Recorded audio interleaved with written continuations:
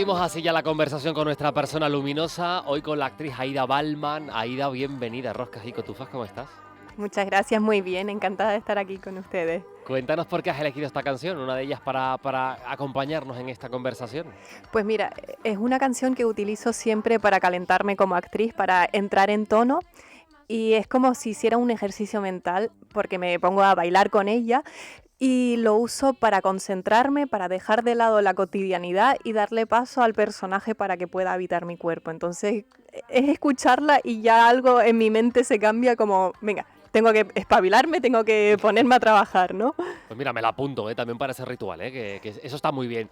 Aida, si de pequeña te preguntaban qué querías ser de mayor, ¿tú qué respondías? Pues yo tenía un listado de un montón de profesiones y no me sabía decidir por ninguna de ellas. Ahora mismo la única que recuerdo era peluquera y una vez le hice un peinado a mi madre que me puso una cara durante días que dije, no, esto no va a ser.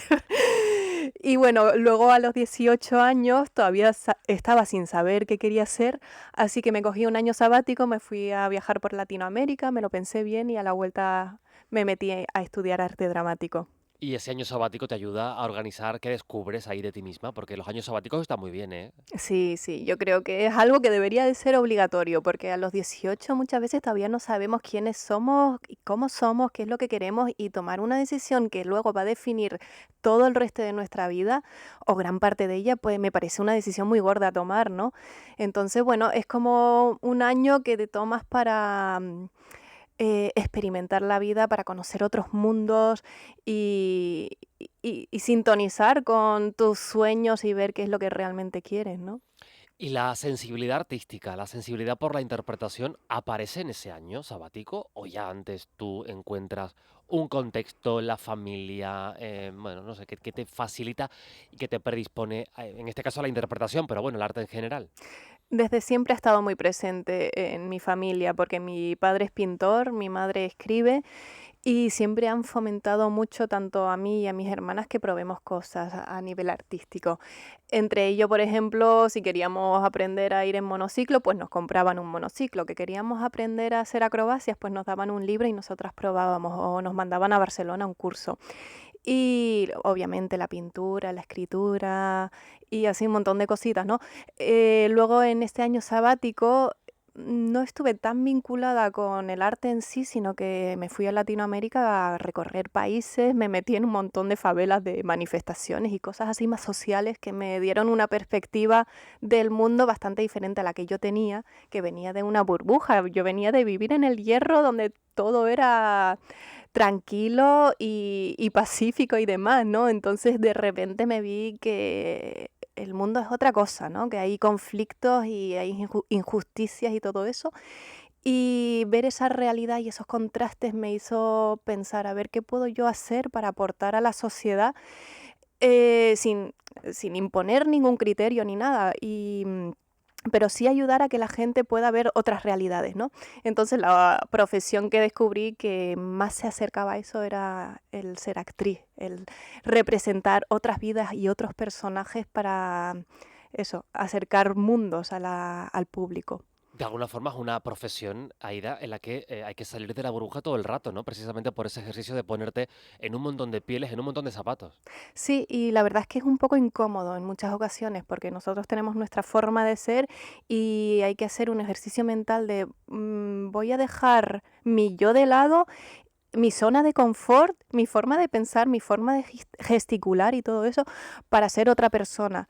Y hay algunos personajes que quizás son más cercanos a mí, pero otros no tienen nada que ver y entonces eso ya me cuesta más, ¿no? Tengo que practicar bastante más en casa antes de llegar a ponerme delante de la cámara, que es donde mayoritariamente estoy trabajando últimamente. Regresas de ese año sabático, decides que quieres dar estos pasos en el mundo de la interpretación, te formas.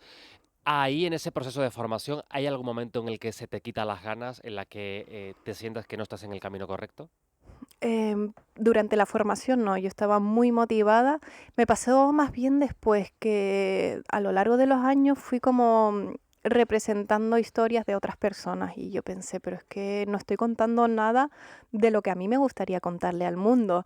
Y entonces ahí dije, voy a hacer una paradita y me fui con una cámara muy pequeña a recorrer Gambia y Senegal hice en ese recorrido un documental y bueno, va un poco sobre el tema de la interculturalidad, que las diferentes culturas en realidad nos enriquecen, aunque muchísimas veces de forma natural tenemos miedo a lo que es diferente a nosotros, ¿no? A esa persona que tiene otra cultura, pues a primeras nos da un poco de respeto y no nos abrimos a conocerlo, pero he descubierto que sí, si sí nos damos esa oportunidad, podemos aprender muchísimo los unos de los otros y enriquecernos, sin dejar por ello de lado nuestra propia identidad.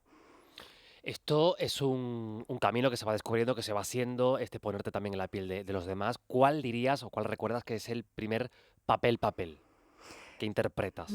Pues fue con la película de Extraordinary Tale, que yo venía además de trabajar siempre en teatro, también como especialista, también en el parque temático de Sevilla, en Isla Mágica, donde hacía muchísimas cosas así más de circo, y bueno, como decía, de especialista.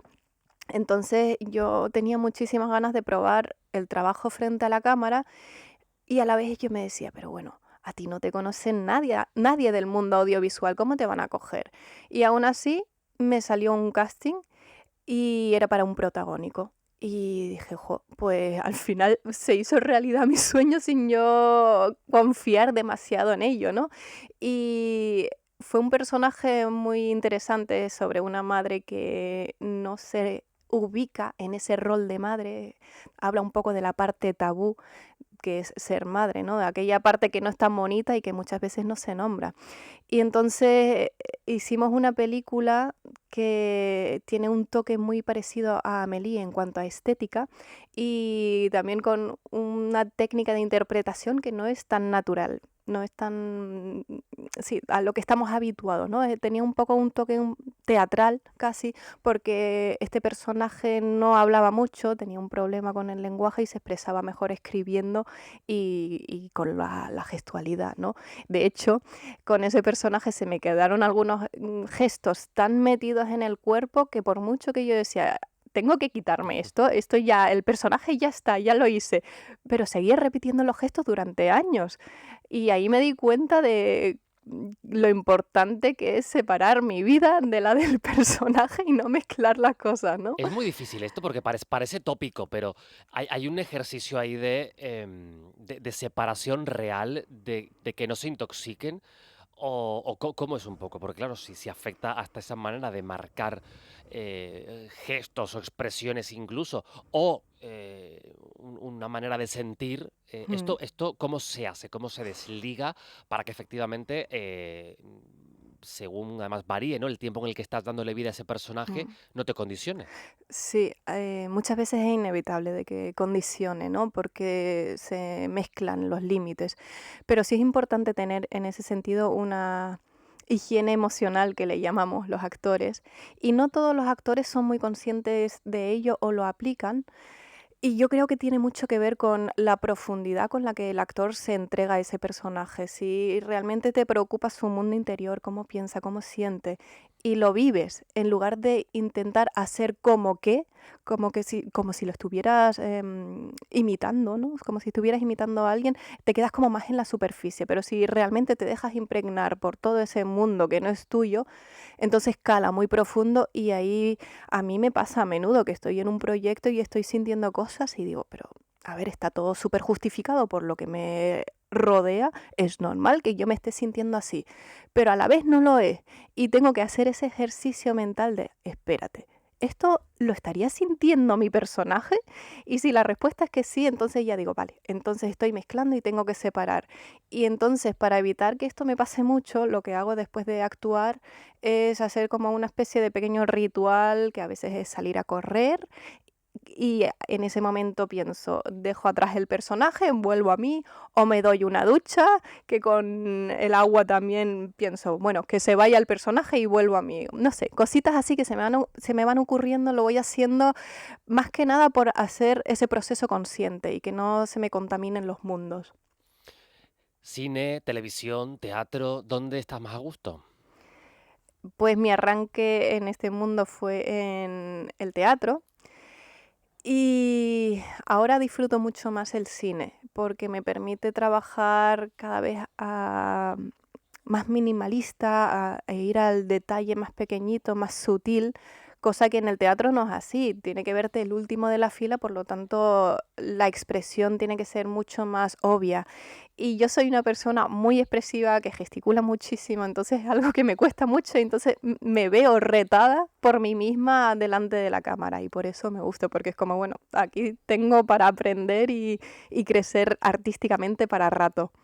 Y en esa labor como directora y productora en Camino de Tierra, la mirada es diferente, ¿cómo, o qué complicaciones presenta, ¿no? Porque entiendo que ser actriz, estar como actriz en un papel en cualquiera de los formatos, tiene una serie de realidades y de complejidades. La mirada de la productora y de la directora tiene otras.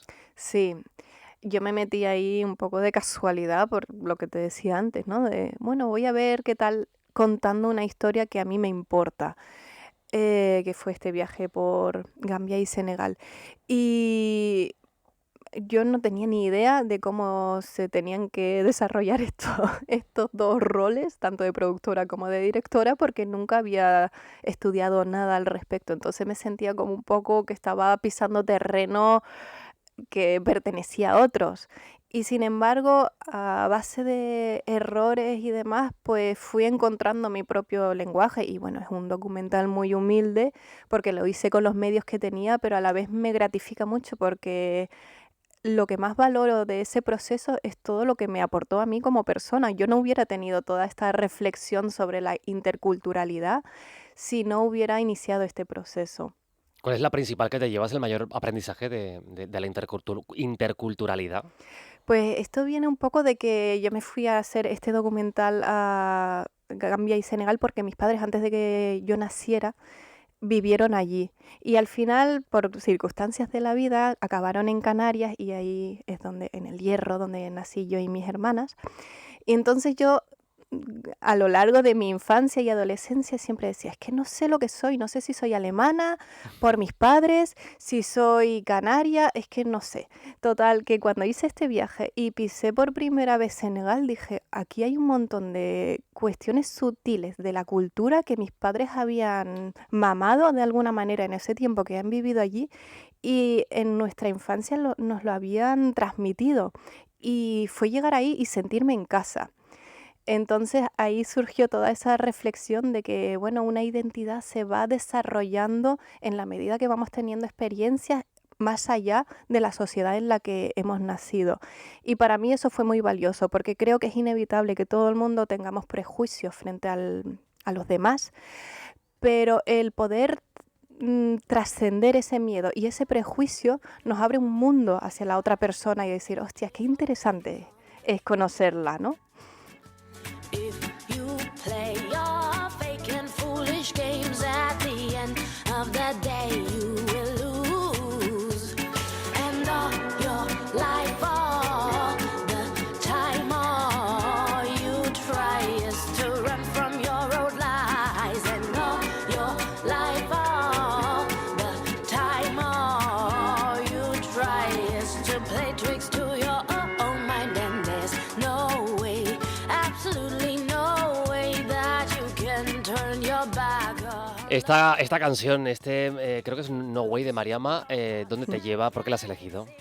Pues mira, yo me llamo en realidad sobre los papeles Mariama Aida. Y el Ah, Mariama es africano, viene de esa época en la que mis padres vivieron allí. Y siempre me ha gustado mucho, pero nadie me llama así. Y cuando escuché por primera vez esta canción, me encantó por el ritmo, pero luego le presté atención a la letra y refleja mucho algo que yo me quiero recordar a menudo, que es el no te olvides de tus principios, tenlos presentes en tu día a día y sobre todo antepon ante las dificultades en esas situaciones donde no sabes qué elegir, cómo decidir, antepone el amor. Y creo que es un mensaje súper potente y bonito en este momento que estamos viviendo de tanta división entre la sociedad, donde empezamos a odiarnos simplemente porque el otro opina diferente, pero que en el fondo somos la misma esencia, necesitamos las mismas cosas, necesitamos respirar, tener una casa, alimentarnos, tener familia y que nos quieran, ¿no? Y entonces esa canción me recuerda a todo esto. y que también hay una realidad, que todos somos el otro de otro. Sí, Sí, y es que Que parece que somos el centro del mundo. sí, sí, sí. Y nos lo creemos porque es inevitable querer ser especial, pero al final necesitamos de la cooperación de toda la sociedad para que todo funcione y todos podamos estar bien. Y muchas veces se nos olvida esto de ser empático con otro que está sufriendo. Cuanto más lejos está el que está sufriendo, pues menos empáticos somos a menudo, porque es una realidad que se aleja mucho. Pero creo que para que seamos felices como seres humanos es importante que también nos preocupemos un poco de hacer felices a los que tengamos cerca. Esto, dicho así, parece una revolución, ¿eh? En este contexto en el que cada uno va al sálvese quien pueda, Aida. Sí, sí, a mí me da un poquito de pena porque se nos contagia y bueno, también se suma que vivimos con mucho estrés, corriendo, no nos damos tiempo muchas veces para saborear los momentos y bueno, es bonito, ¿no? El de vez en cuando decir, voy a parar un poco, voy a ver qué hay a mi alrededor, voy a ver cómo me siento y qué es lo que puedo hacer para mejorar este momento, para que lo podamos disfrutar no solo yo, sino los que están conmigo. Y ahora mismo, ¿en qué punto estás? ¿En qué punto vital, profesional, Aida, te encuentras? Pues, qué pregunta. Qué Eh, pregunta para un viernes, ¿eh? sí, sí. No, pero me gusta que me la hagas porque, bueno, estoy justo en una fase que yo misma estoy diciendo, no, no entiendo lo que me está pasando. Y es que llevo toda la vida siendo actriz y puntualmente haciendo otros trabajos paralelamente, lo cual me ha enriquecido como persona porque voy probando profesiones, pero que yo siempre he tenido clarísimo que lo mío es actuar y ahí es donde quiero estar. Pero últimamente me siento como un poco más desvinculada de la profesión de los actores porque hay que tener muchísima fuerza mental para soportar una carrera así, porque al fin y al cabo estamos haciendo castings todo el tiempo. Es como si una persona estuviera haciendo cada vez una entrevista de trabajo y pasar por ahí una, otra y otra vez y que el 90% de las veces te digan que no, es muy duro. Entonces, por eso decía que hay que tener mucha fuerza mental y a mí me ha agotado un poco eso. O sea, aunque yo sé que cuando me dicen que no, no me están diciendo a mí misma como persona, oye, eres mala profesional, sino me están diciendo no encajas en este personaje. Pero a veces se me olvida, ¿no? Y bueno, total, para no liarme mucho, ahora mismo estoy como no renunciando a la profesión, pero sí dándome el espacio de decir, a ver a qué más cosas me quiero dedicar esta vez. Y estoy mirando a ver si abrir un herbolario, por tener como ahí un plan B para hacer cositas mientras no esté actuando. Pero esto es muy interesante.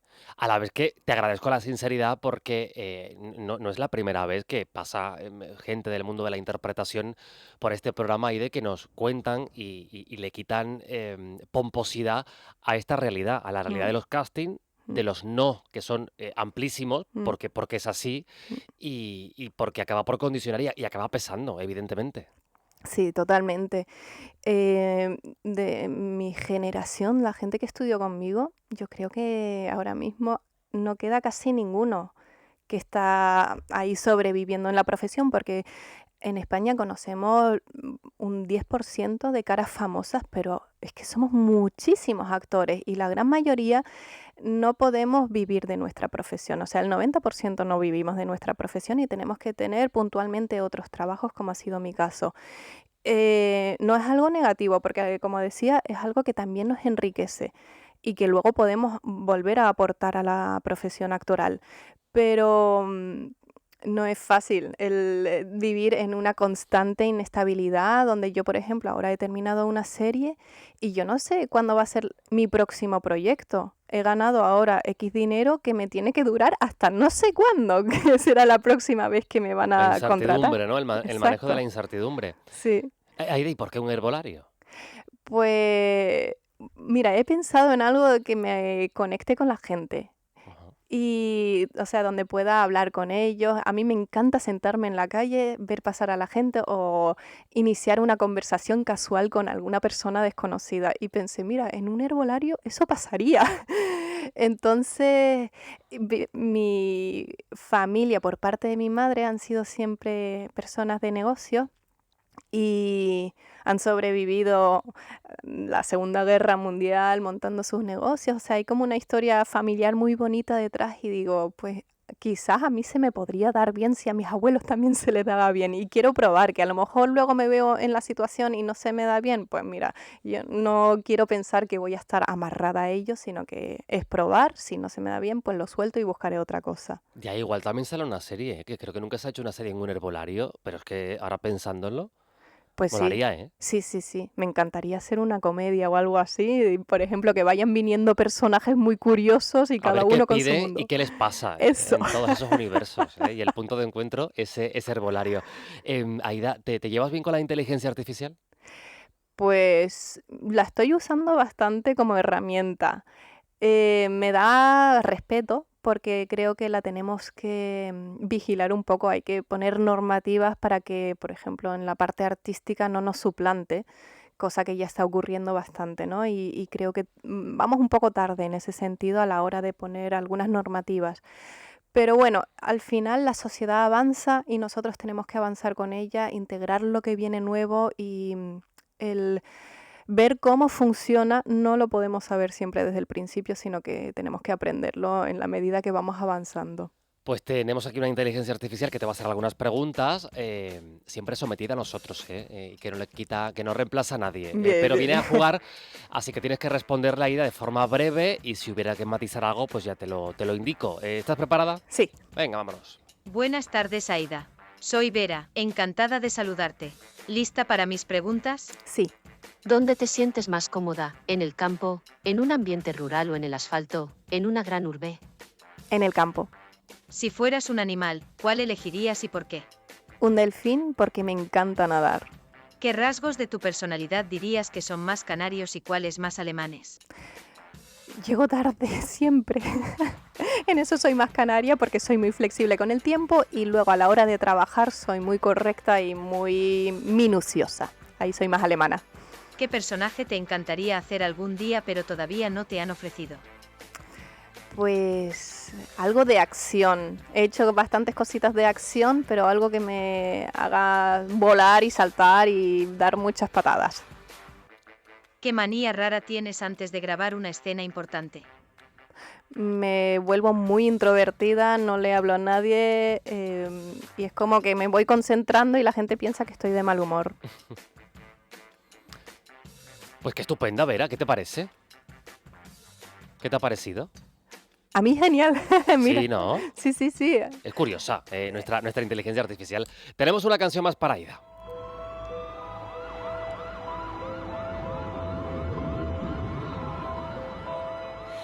How can you see into my eyes like open doors?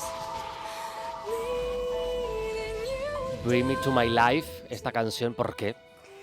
Pues es una canción que me lleva a mi adolescencia. Es uno de los primeros discos que yo sentía que era mío y que no tenía que compartir con mis hermanas. Y me lo gané gracias a un concurso de poesía. Ahora recientemente el último trabajo que hice era de vampiros y siempre elijo alguna música que me ayude para meterme en el personaje y elegí esta canción. Entonces como algo que tengo muy reciente que me recuerda a mi adolescencia pero a la vez a este personaje. Aida Ballman, actriz, desde hoy nuestra persona luminosa que se incorpora a la lista tan enriquecedora que tenemos en este programa. Aida, cuídate mucho, gracias por venir a compartir un ratito de viernes con nosotros. Muchísimas gracias a ustedes y feliz tarde. Feliz tarde. come undone.